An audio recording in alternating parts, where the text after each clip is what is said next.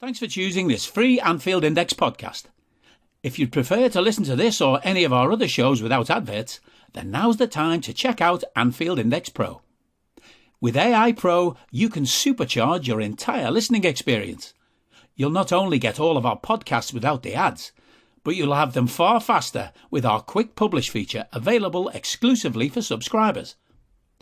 AI Pro also puts you in the heart of our sound studio, with an option to listen to many of our shows live and interact with the podcasters in real time as the shows are recording. Upgrading couldn't be easier. AI Pro is available on all popular podcast platforms, and we have our own apps for Apple and Android. Just head on over to AnfieldIndexPro.com and get started today. Hello and welcome to the Daily Red, your lunchtime catch-up on all things Liverpool FC on a Monday after Liverpool shit themselves on the South Coast and got pumped by Brighton and Hove Albion. What a way to start a podcast. But in news, Liverpool have been sold to Qatar, according to some fella on Twitter. So there's that to keep our minds occupied. I don't really know where to start here. I've got to be honest, folks. I'm looking at the Premier League table, and we sit ninth. We sit ninth in the Premier League, level in points with 10th place Chelsea, ahead of them only on the basis that we've actually been able to score goals this season, and they haven't. But we're ninth. And I was just talking to Guy just before we hit record about our downfall. And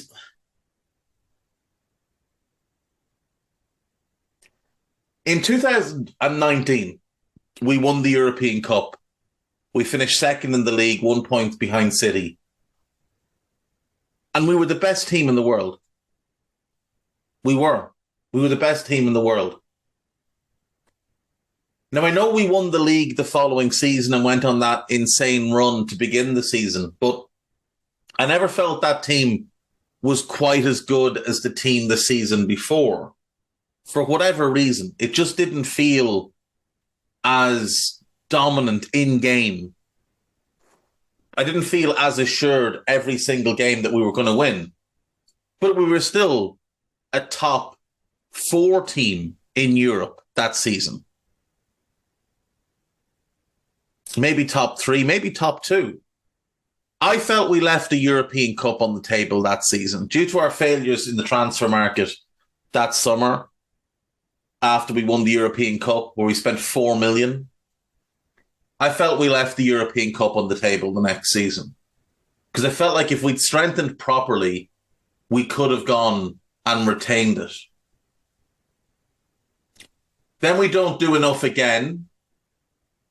We get loads of injuries. We end up finishing 3rd, go out of Europe in fairly weak fashion. And then last season we bounced back, and obviously we come very close to immortality. We come very close to the quadruple.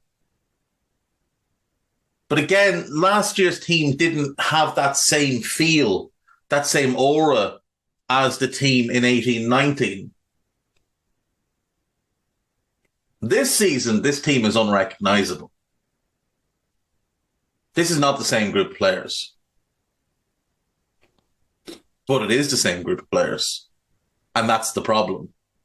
It is the same group of players. Look at our team that won the European Cup. Look at the squad from the final and count how many are still here. That's not ideal. Squad has been allowed to get too old, too slow, too comfortable. I think they've believed their own hype a little bit too much. I think they think they're made men because they won a Champions League and a Premier League. I don't think there's that unending desire to win that is required to sustain greatness.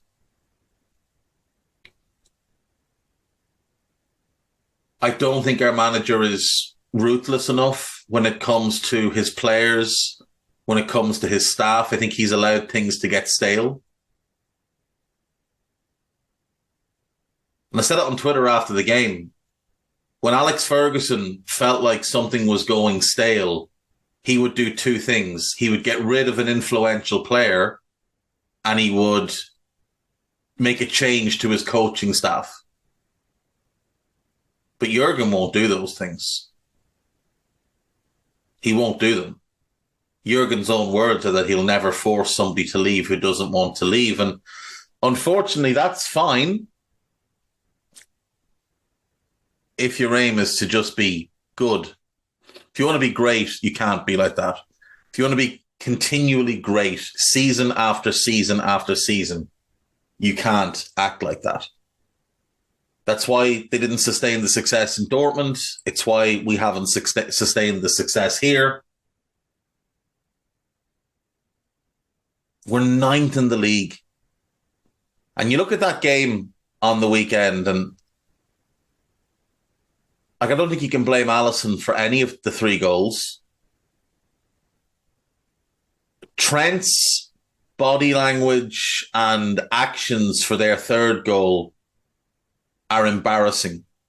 Genuinely embarrassing. If you haven't seen the clip, go to Henry Jackson's Twitter. See Henry Jackson 87? I think that's his handle. Go and look at Henry's Twitter feed. He's quote tweeted the clip. Somebody put it up, I think, on TikTok. And it's Trent stood on the edge of the box as the ball is thrown in towards Danny Welbeck. And when Welbeck flicks the ball up over Joe Gomez's head, there are not one but 2 Brighton players completely unmarked in the box that Welbeck could have slipped the ball to. And Trent is just standing on the edge of our box, almost with his hands on his hips. He had a poor game. Matip was awful again. Ibu was otherworldly first half. Absolutely otherworldly. But eventually he got dragged down by the rest. Andy Robertson was poor again. Thiago, I don't understand what we thought we were doing with him. We seemed to play him as a number 10, but not as a creative number 10, more to be a man-marking number 10, which was bizarre. And arguably one of the worst tactical decisions we've seen in a season of really bad tactical decisions from Jurgen Klopp. Alex Oxlade-Chamberlain was a complete non-event in the game. Fabinho was left to do everything, and once again, he was unable. The captain was a disgrace. 12 seconds it took him to hoof the ball for the first time. 6 hoofs, 7 times run around like he wasn't there. 65% pass completion. And the only challenge he made was when he kicked Moises Caicedo well after the ball was gone. That was his first half. He should have been hooked. Mo was awful. Gakpo was pointless. Jurgen had a stinker. And why it took him 16 minutes from their second goal to make a change, I have no fucking idea. He looks to me like he's burned out. He looks to me like he's burned out. And it looks to me like the players are no longer listening. Now, whether that's because they're burnt out or they're aware that he's burnt out or what, or he's just unable to get the message across anymore, whether it's not him that's actually giving the message, whether it's the coaching staff who are being trusted with passing that message on and they're failing, I don't know. But there are major problems right now. This is by far the most difficult time Jurgen Klopp has faced as Liverpool manager, because at least in the 2021 season, you could make excuses. Now, those excuses were weak excuses because the fact that we didn't have enough central defenders in the squad was his fault because he had neglected that position. But there's no excuses for this now because this is the squad he wanted. He has neglected the midfield area. And people can say, oh, but we've got injuries. Great. So did Brighton. We started 8 of Jurgen's first choice 11. Brighton started 8 of what would be their first choice 11. So there's no excuse. There's an article on This is Anfield today. It's the lead article.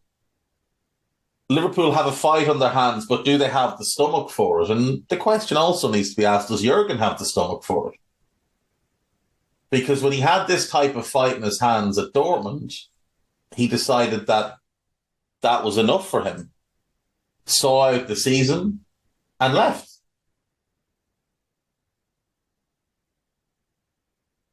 When you look back at that season, they end up finishing 7th. They get to the final of the German Cup. But he announced in February that he was leaving at the end of the season? And it wouldn't really be a huge surprise to me if this was his last season at Liverpool. Not that I want it to be or anything, but it just wouldn't surprise me if that was the case. Now, things were much worse there than they are here. At one point, they were 18th. Bear in mind, there are only 18 teams in the Bundesliga. They spent 3 weeks 18th, 3 weeks in 17th, and 4 weeks in 16th. So in the first 20 weeks of that season, Jurgen Klopp's team were in the bottom 3 for half of them. They did eventually turn things around in the second half of the season, and having lost 11 games in the first 19, they lost only 3 in the last 15 and finished 7th. Never got higher than 7th after week 3, where they were 4th. And he decided that enough was enough. And he decided to leave.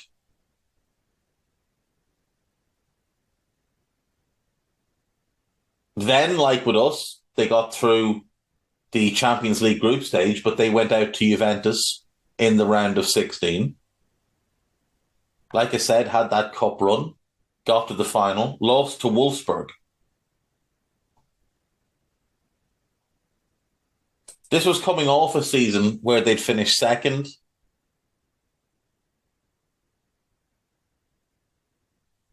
And they just collapsed. Just completely collapsed. Season before that, 2nd Champions League runners-up. Season before that, they'd won the Bundesliga and the Cup. Season before that, they'd won the Bundesliga. How quickly they fell off. And it was, in many ways, the same issue. They just kept too many of the same players. Just would not cut bait with them. Wouldn't move them on when it was clearly time to move them on. Players who were nowhere near the level that were required by 14-15 were still there. Because Jurgen is Jurgen and loyalty is massive to him.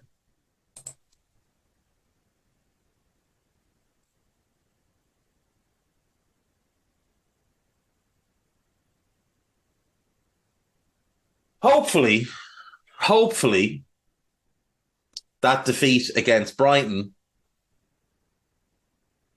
is the straw that broke the camel's back. And hopefully that sparks something. Whether it's a massive blow up among the players that just gets any and all frustrations out, maybe lights a bit of a fire in them, and maybe gets them actually performing at a level which is acceptable for the jersey that they're honoured enough to be allowed to wear. But I mean, the Brentford defeat should have done that, and it didn't. The awful performance against Wolves should have done that, and it didn't.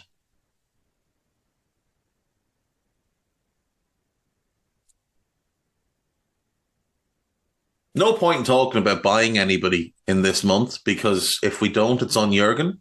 It's his decision. There was money to spend.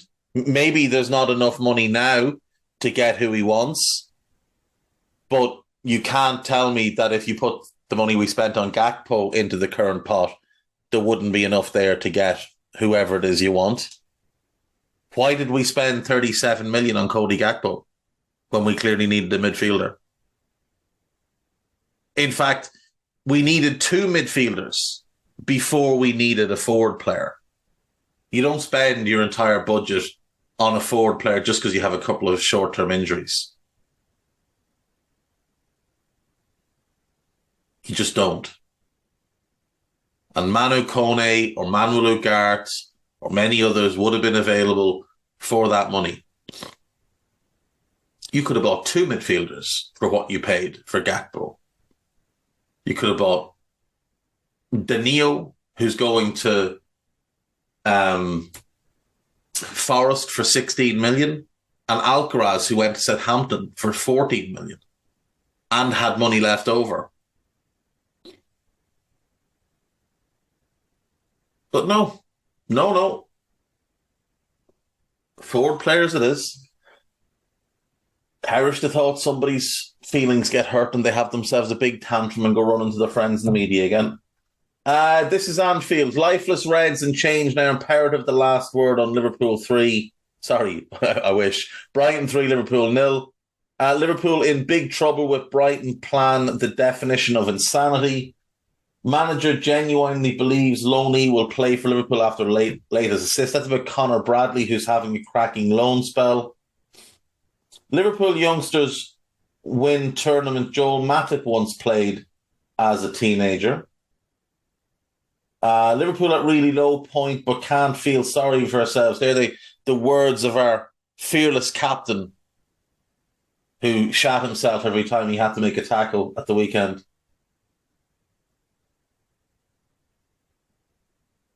Forty-six midfielders whose contracts expire in the next 18 months. Who could Liverpool target? Let's have a look at this. So these are contracts that expire in 2023.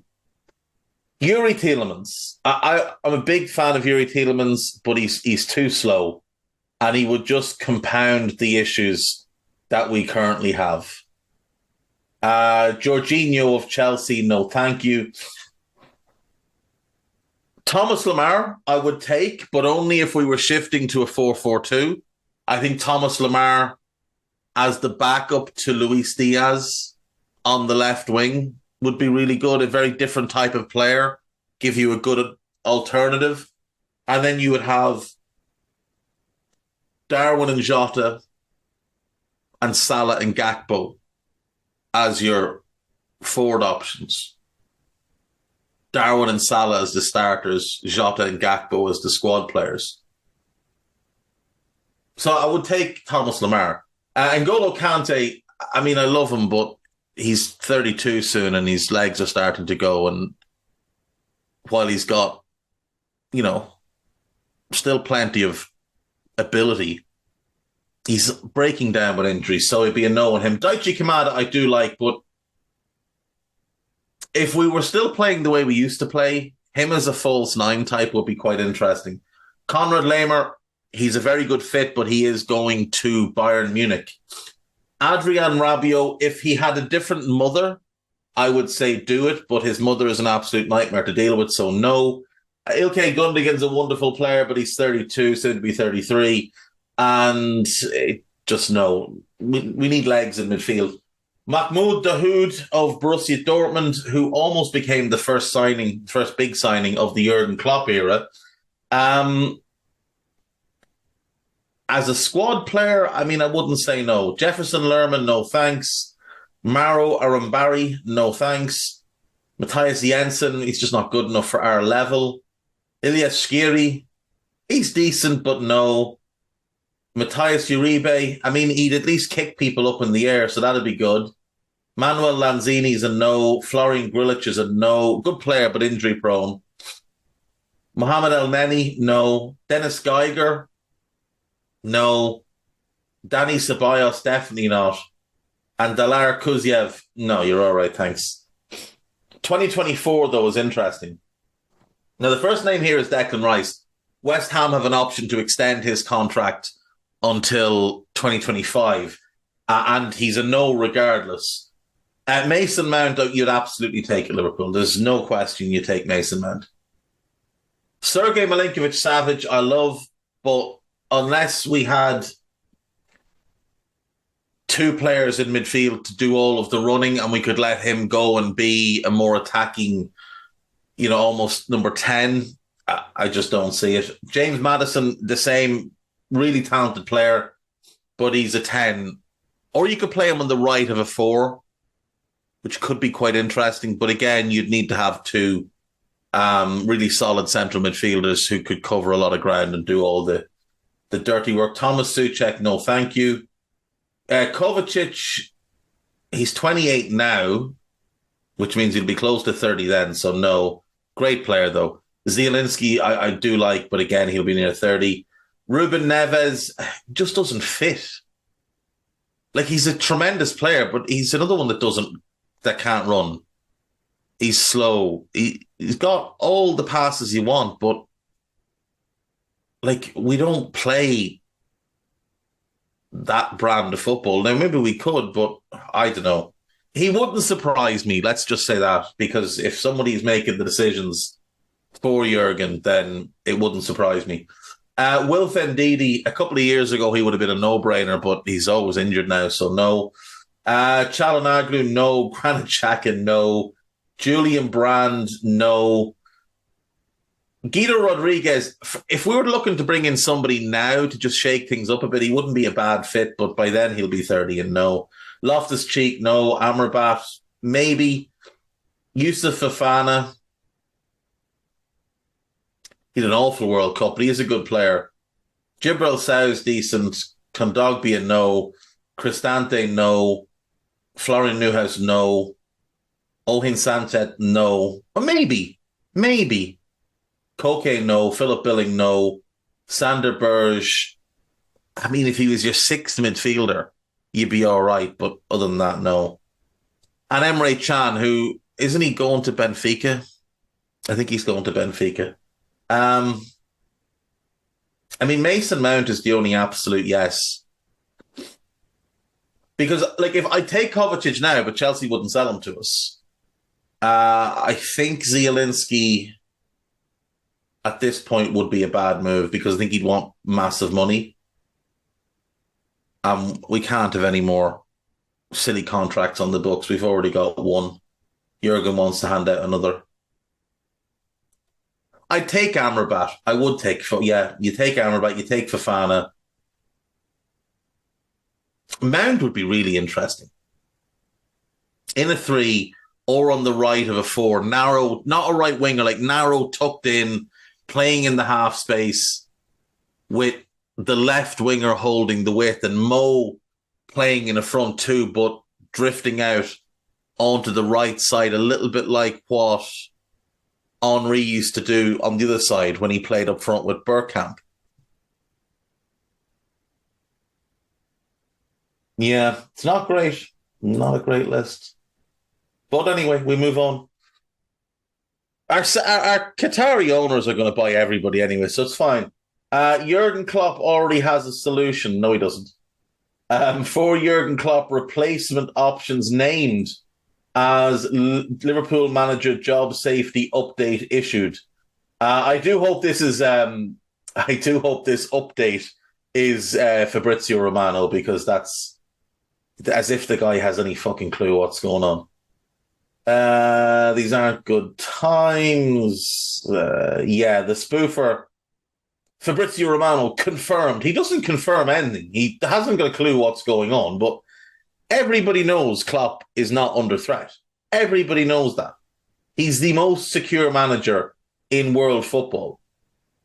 But the Express has named 4 options. Pochettino, not for me. Luis Enrique, definitely not. Thomas Tuchel, we'll come back to that. Steven Gerrard is just laughable. Absolutely laughable. Thomas Tuchel is a European Cup winning manager, as is Luis Enrique. He's been sacked by Chelsea after playing some of the worst, from an aesthetic point of view, some of the worst looking football you'll ever see. But he's a really strange manager because his Dortmund team were the exact opposite. They played some of the best football you'll ever see. The Dortmund under Tuchel were absolutely fantastic to watch. Chelsea under Tuchel were like, it's like pouring bleach into your eyes. It was dreadful. It was almost as bad as watching Everton now. So it depends which Thomas Tuchel you got. But look, the obvious choice is Ruben Amorim. He's the obvious choice to go and get. If Jurgen was to leave, Ruben Amorim is the obvious choice to go and get. You pair him with a really good director of football and you'll have success. Especially if they have real money to spend. What else is on this today? 3 players worth no more than 41 million. Let's picture Rabiot, so I'm just going to move past that. Jurgen Klopp lodges request with Liverpool owners as FSG priority takeover bid named. Let's see. Liverpool transfer condition named.